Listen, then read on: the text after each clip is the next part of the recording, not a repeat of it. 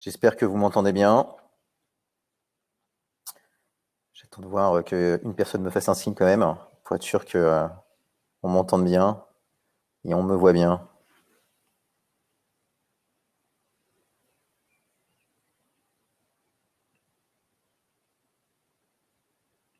Hop.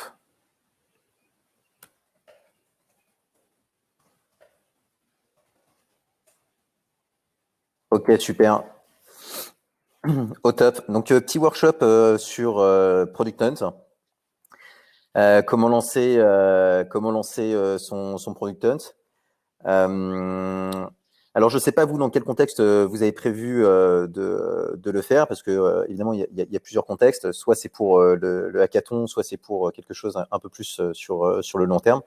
En tout cas, je vais essayer d'être succinct et de vous partager les best practices que j'ai pu avoir en lançant notre propre Product Hunt il y a maintenant 4 mois de ça. On a terminé produit de la journée et deuxième produit de la semaine.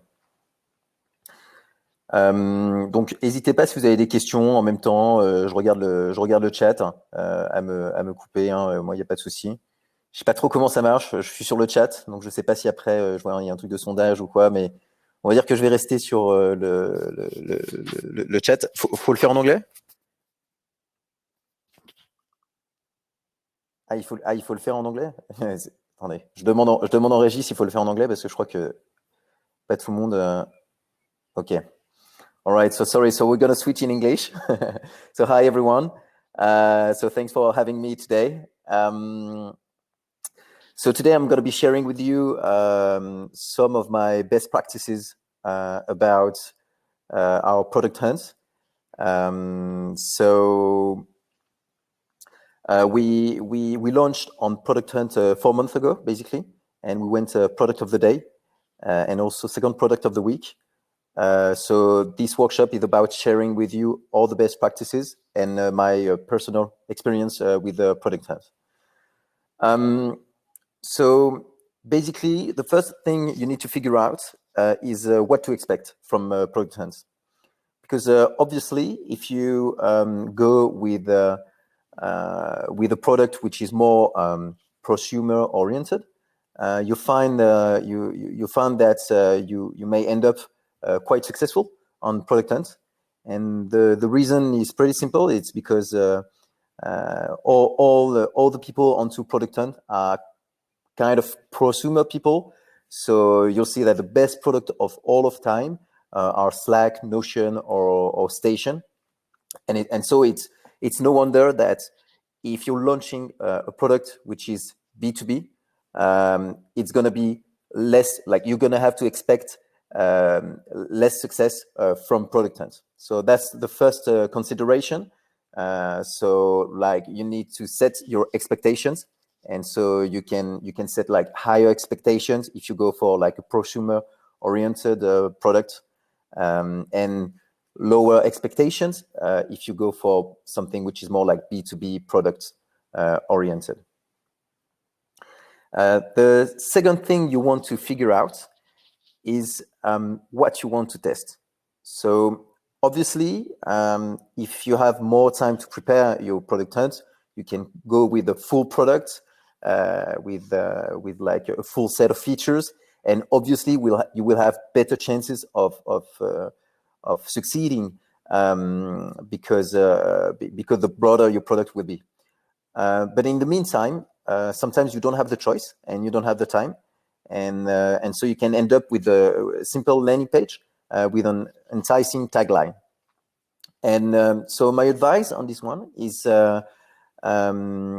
if you had to basically scope your product to only one single feature, ask yourself, what would it be? And so, like you can't go on Product Hunt with a simple landing page. It's kind of hard. You won't reach out to the audience you want to. So my best advice is at least get ready to ship one keying features, which is obviously central to your product. So that's my second advice. And on top of that, there is one thing that you need to think about. It's what we call the wow effect, and it's basically where people like arrive on your product, and they're like, "Wow, I think this is cool," right? And so this is like what you need to do if you have like what you need to focus on if you have only one feature. And so I have like one example in mind. For instance, I remember that one of my fellow launched onto Product Hunt, and the killing feature was pretty simple. You had to enter one URL. So it was a document, like a PowerPoint URL, and it will transform the URL into a story format. And so you don't have like basically you don't have like a full set of features behind that. You only have one feature. But what you want to test in here is whether people are ready to go on the story format, right? So this is like one example of showing you that you don't have to build like a whole set of features for one product. Okay, and the third thing that I want to share with you is also the preparation. And so preparation is key for Product Hunt, because obviously you cannot come up one day and be like, okay, I'm going to launch on Product Hunt. So there are a lot of things that you need to prepare in advance. And so here the best advice I would give is test, learn, and iterate. And so you don't have to test everything arriving like onto product when launching on Product Hunt. There are several things that you can test before that. And so obviously you have some hypotheses that you want to test during the day, but prior to that, there are many things you can work on, many things, and that you can test. So let's take an example. For instance, like you want to figure out your tagline for your product, which is going to be the title onto your Product Hunt. And so that obviously you can work on it prior to the Product Hunt, and you can iterate on what fits best with your product. So to share like some personal notes on that, we launch on Product Hunt on like a story editor basically, and so we were wondering, how to introduce this story editor, and so we came up with many taglines. So for instance, we started with stories for people at work. And then we understood that people didn't understand like anything from that. So we had to figure out another tagline. So we went for create interactive Instagram-like stories and share them anywhere as a URL. And so that, which is like again, like people couldn't understand like really what we were trying to sell, and it was kind of difficult to express, like within just one tagline, what we're doing here at once. And so finally, like iterations after iterations, we came up with one simple tagline, which is create interactive stories on the web. And so this tagline, which is the one we had for Product Hunt, evolved after Product Hunt, obviously, but we had the chance to test that before the Product Hunt. And so like this is part of the preparations of Product Hunt, which is starting to test about like any hypothesis, which is quite easy to test. And the advantage of doing so is pretty obvious on Product Hunt, yes. And the advantage of this is pretty obvious. When you start testing things, then you start talking to users. And so when you talk to users, then you preparing your product hunt as well, because those people, if they like what you're doing, if they like the vision which is behind the product or behind the idea you're having, then they're going to sign up for your product hunt. And so the day when you're going to launch onto product hunt, you will be able to reactivate those people. And this is like kind of crucial, because when you launch on product hunt, you cannot go during D-Day and don't have like a set of people that you have to activate. So let's restart with this one. So what I want to say is that you need to work prior to your product hunt on the network and on your first users, who are the people who are going to upvote at first your product. And this is crucial, because during the first hour of product hunt, if you have, let's say, 100 free upvotes from those users, it will make a huge difference during the day. And the reason, again, is pretty simple. It's because when you are on product hunt and it's D-Day and you're launching, then when you're on the homepage, you have the top 3 products of the day. And so obviously you want to aim for those top 3 products. And you want to keep, you want to maintain your position within this top 3. And so to do so, you need initial acceleration. And so you can rely on those first users that you will have pre-activated prior to the launch. And it's very important to have that, because then this can open up the network of product hunts, and it's exactly what you're looking for. An advice on that is to activate people. You can use Ship, which is basically it's like a simple toolkit by product hunt to have a landing page, and it's like a no-code toolkit. So basically it's a no-brainer to do that. And so you can ask people to sign up on this specific landing page, and Ship is smart enough to tell you who are the people who are active on product hunt. And so then during the day, it's even like easier to activate the right people during the first hour. So that's about like preparation. I don't know if you have like question about like how you can prepare about on product hunt, but feel free to ask me anything during the live. So another thing that I would recommend is also choose cleverly your day, because on product hunt you can launch on Monday and you can launch on Friday, right? But it's definitely not the same, because the competition is really high on Wednesday and on Thursday.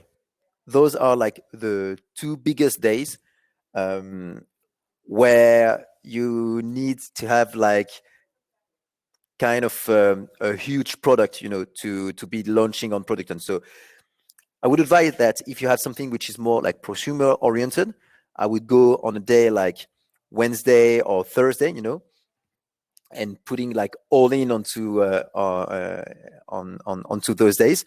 Whether if you go on a Friday, you know that you're going to have lower people on product hunt. It's going to be less people on product hunt, but then you'll have better chances of reaching the top 3. So you need to basically figure out what you want to achieve. So whether you want to have the network effect from product hunt, or whether you want to be within the top 3. And so obviously, depending on that, you will launch on a Sunday, or you will launch doing like a high velocity day, Wednesday or Thursday. My last advice on product hunts would, like, I have this quote from Eleanor Roosevelt, which I like, and it says, "Do one thing every day that scares you," and it's especially true for product hunts. And by that I mean that on product hunt you have to try things. So you need to take risks on product hunt, and do not be shy of taking risks. And the reason is very simple again. It's because in front of you, you might have like huge teams like Slack, who is launching like a new feature, and they go on to product hunt. And so nobody will care about, your product hunt during that day. And so you need to go all in onto something which is like kind of exciting for people who will go onto your landing page or onto your homepage. And so it's kind of related to the feature when you're going to scope your product, if you had to come down with only one feature for your product. But it's different in the way that you can think of something else, right? To just improve the experience of discovering your product. Because this is what people are expecting on product hunt. They want to discover your product, right? But you can do that in a sexy way. And so, for instance, for once, what we did is that you have a call to action link onto product hunt, and normally it's this CTA will bring you onto your landing page. And so, what we did, like for this product hunt, we were kind of bullish with this CTA. Instead of arriving on a usual landing page, what we did is we landed people directly onto our product, which is a web story basically. So people, instead of landing on like a casual landing page, would land on our custom web story. And at the end of the story will like just fade away, and then you will arrive on the editor where you would be able to discover the product. And this was like kind of the wow effect for our product and our launch. People were amazed, about being able to, at the same time, discovering the product on the client side, and behind the hook, which is like the editor we are offering. Right. And so this like helped us, this helped us a lot into having this famous wow effect where people are just amazed about what you're building. But again, it's like we just brought everything down to only one feature. So I think I have a question here. I saw that we can make a short description and then the maker put a comment to explain more in detail the product, the story about the creation. Have you some tip about it? Okay. So yes, so obviously before I was talking about the tagline that you can put onto product hunt. This is very important, and you can iterate on that. You can iterate on this part. But there is also the description. And the description is the same principle. You can also iterate on this small description. And my advice on this one is pretty simple. You arrive on product hunt, and what you want to read is product oriented. So when you have to describe your product here, it has to be product oriented. And so this is like kind of essential, because you cannot sell the vision during this small description. This is not what you're going to be doing. It has to be product oriented, product wise oriented. This is very important because this is what people are looking for. You have to put yourself in the head of a user. You arrive on the landing page onto product hunt. You see the tagline. You're like, okay, I get what they do, but I want to understand better in detail. And so you have the people who are going to read the description, and those people, they're going to expect like a very sharp description about your product. But you also have to think about the people who are just going to jump onto your product as well, and they will have no idea about what you're doing. And you will have also a lot of people who will be doing so. So yes, that would be my advice about the description. Right. So I don't think I have anything else to share with you today. If you guys have a question, feel free to ask now.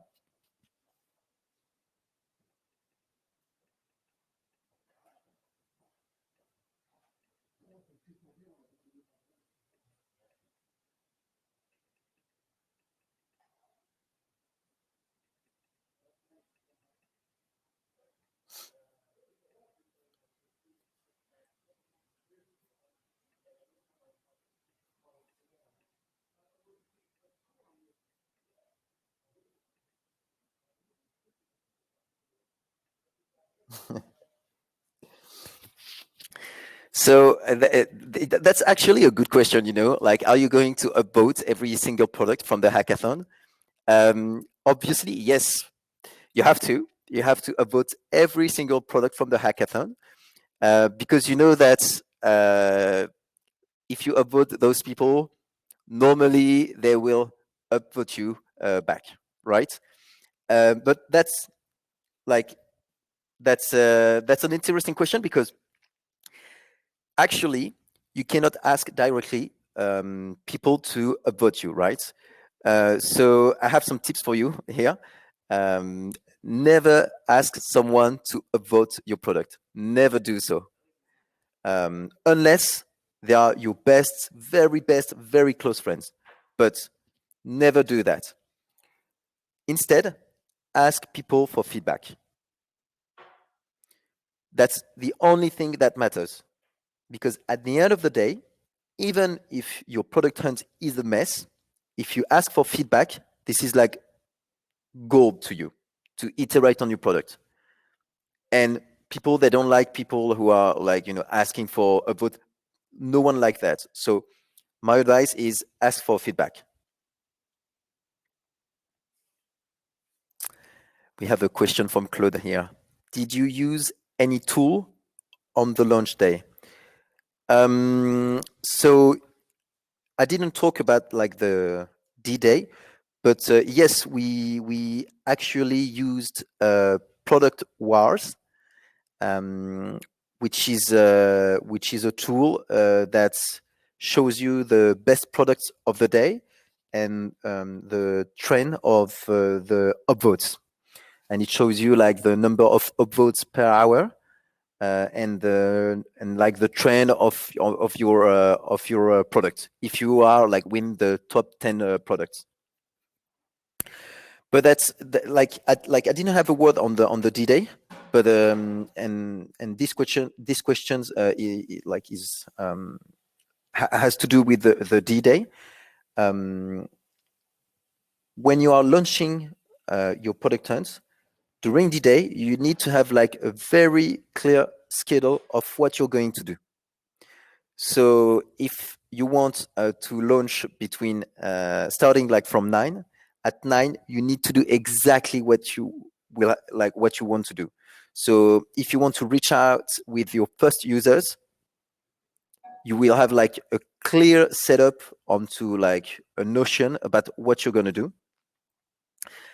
It's very important because product hunts during your launch, it goes very fast and you have to be very focused. And so if you haven't like prepared everything that you're going to do, then it's going to be a mess. So you have to prepare very clearly what you're going to do hour after hour in terms of communication, in terms of activating users. It's gonna help you see through the whole day and also standing out from the crowd.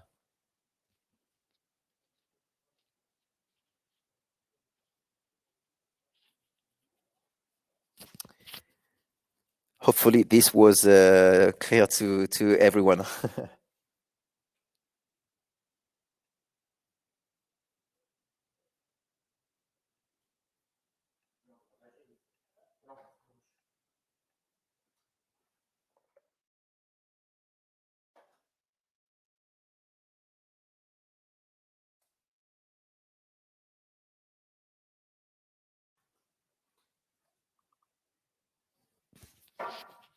All right, so if we don't have any questions, thanks everyone for having me, and have a great evening.